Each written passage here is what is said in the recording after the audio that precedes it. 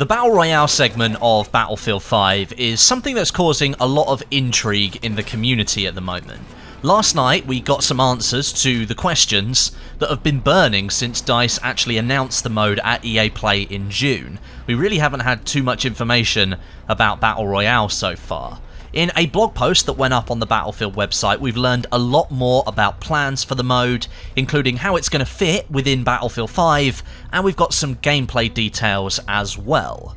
But before we move on, I'm sure you've noticed the logo in the bottom left corner at the start. Today this video is sponsored by EA.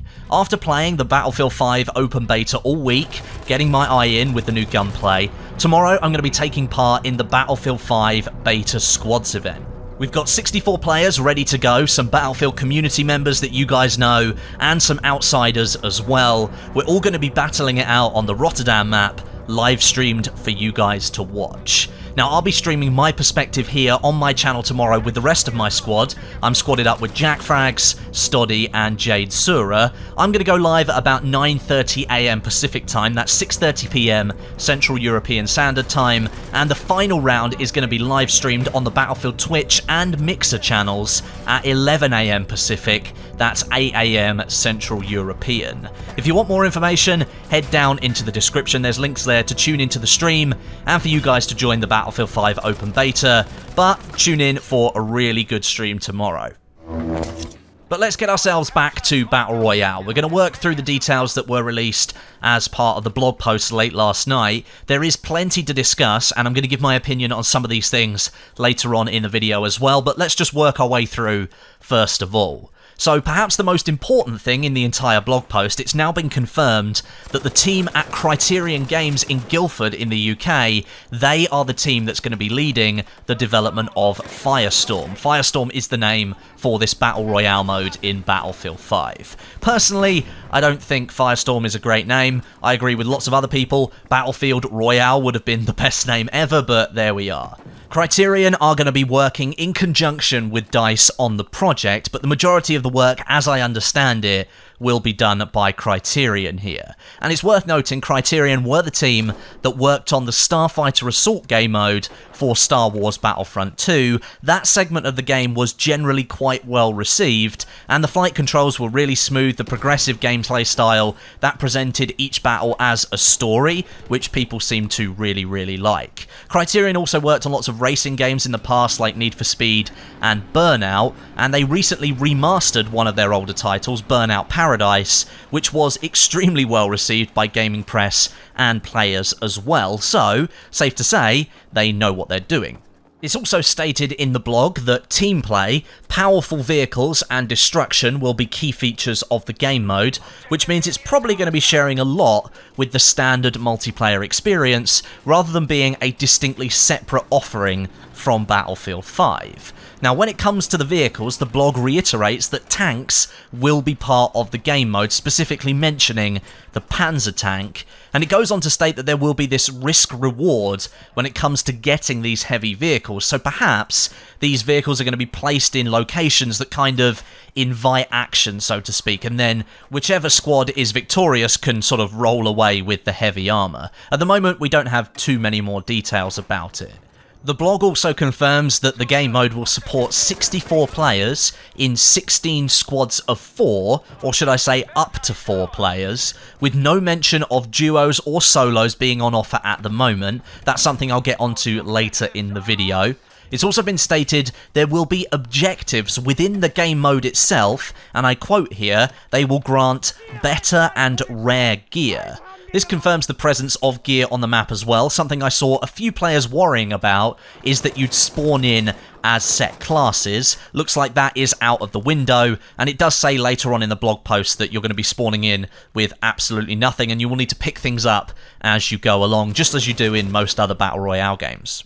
Now, apparently, these objectives are going to be somewhat similar to those found in the Conquest game mode, with some in fixed locations and others that randomly spawn during a match, and you can expect different types of supplies, so that's presumably ammo and healables, weapons and vehicles, as rewards for capturing and holding on to these objectives, so there's a benefit to perhaps not simply playing the Circle, or the Ring of Fire as it is, every second of a Firestorm match. And lastly, all matches of Firestorm are tied to your company, and therefore they are tied to your progression in Battlefield 5. This, once and for all, confirms that Firestorm will actually be a part of Battlefield 5 and isn't going to be a standalone product. I'm going to touch on this in a second.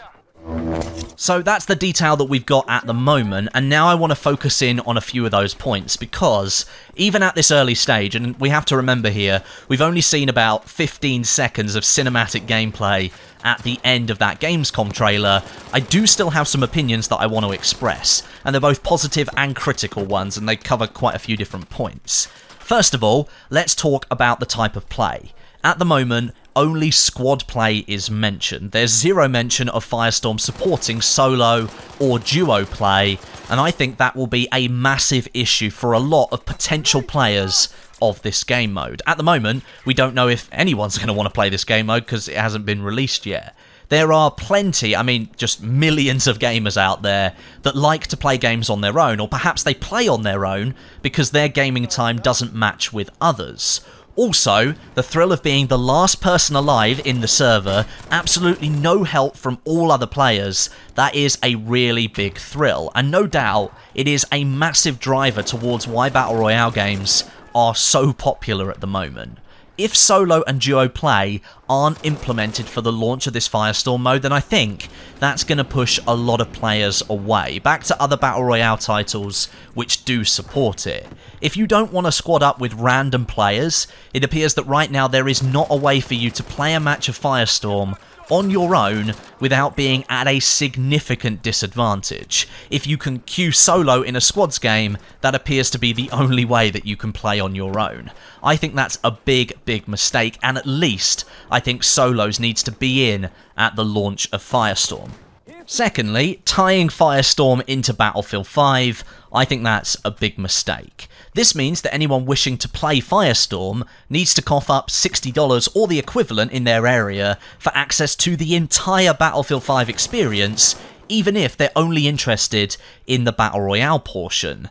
That, for me, is a huge barrier to entry, and I wouldn't be surprised if it's a huge turn-off for a lot of Battle Royale players, especially considering the entry requirements to other Battle Royale titles are much lower. Lots of them are in the $20 to $30 range, or are even completely non-existent, as is the case with Fortnite. Although Fortnite is kind of an anomaly, it's just the biggest game in the world right now.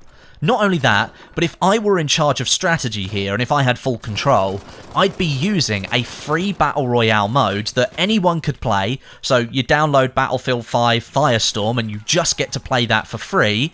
I'd be using that to onboard previously uninterested players then into the full Battlefield 5 experience. Say they like the style of combat, they like the art style, they like the gunplay, they like the vehicles, they like the destruction, all of that within Battle Royale, within the Firestorm mode, that Battlefield flavour of Battle Royale, they might then feel compelled enough to purchase the full game.